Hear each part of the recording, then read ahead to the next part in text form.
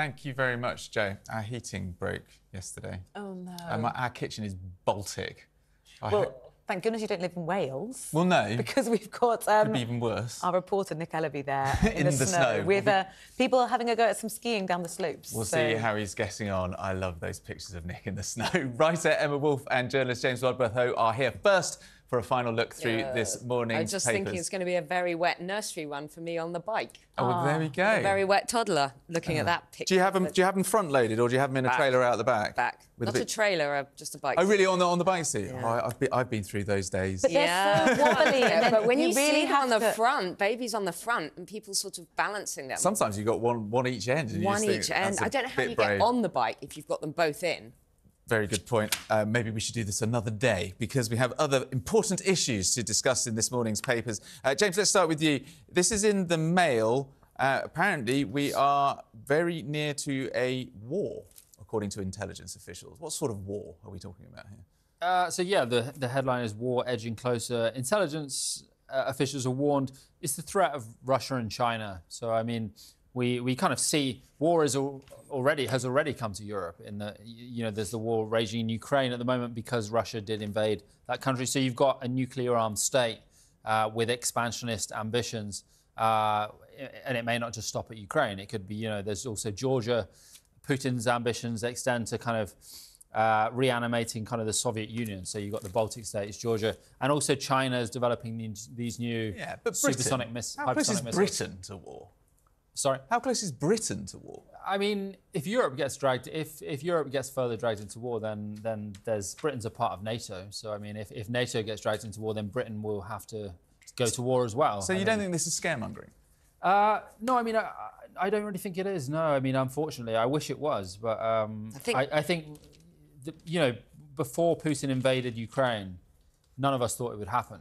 We thought that would be scaremongering to say that, but it did happen. It's like that saying, when someone tells you who they are, you should believe them. And I think in the case of Putin, that's evident. Yeah. I think what's alarming is that we're seeing regions of, increased tension in various areas. Yeah. But what's also really alarming is the reports over the weekend of how very unprepared we are. How, in terms of even just like military and kind of planning and the hardware. We don't have factories pumping out the stuff that we need. We just don't have. We're not prepared in any way. Our armed forces are not ready. We don't have people ready for conscription or training or anything. And people there's no don't secret want to of sign that up either. No, there's no secret. And all the sort of top army guys have been saying we're absolutely not ready for war. And there has been talk of World War III looming. Of course, it's dramatic and it's overstated, but. There are lots of regions of the world that are deeply, deeply unstable at the moment.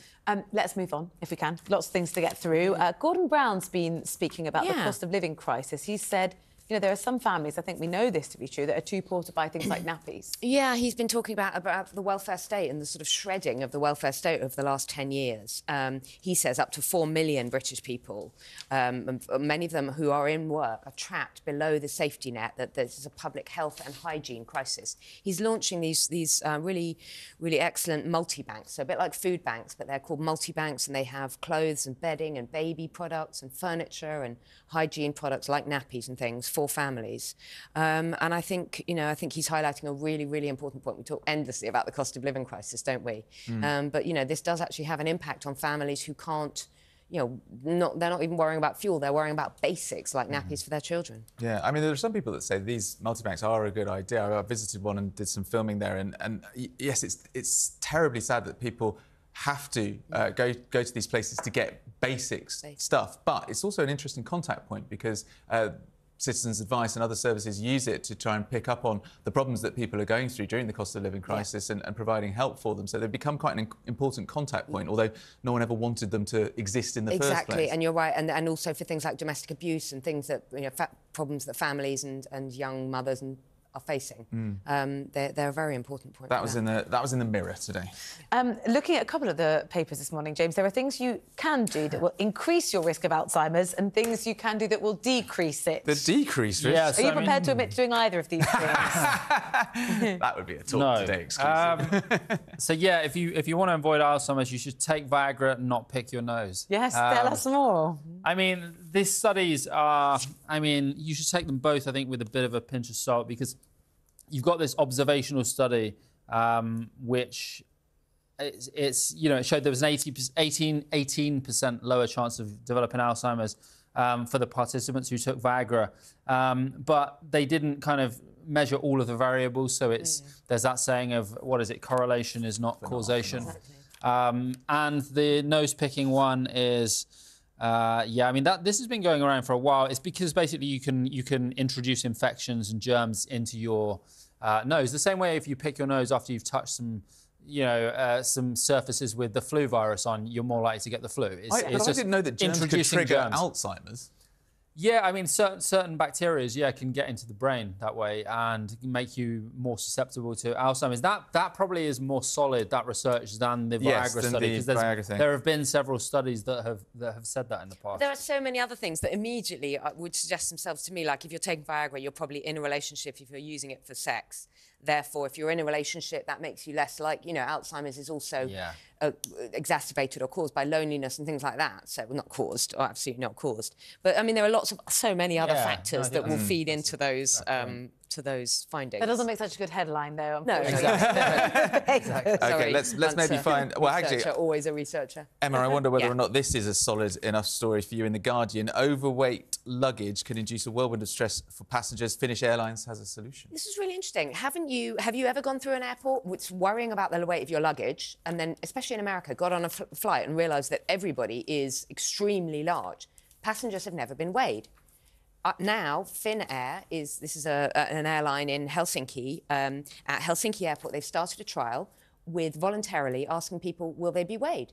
And they've had about 300 volunteers of the passengers.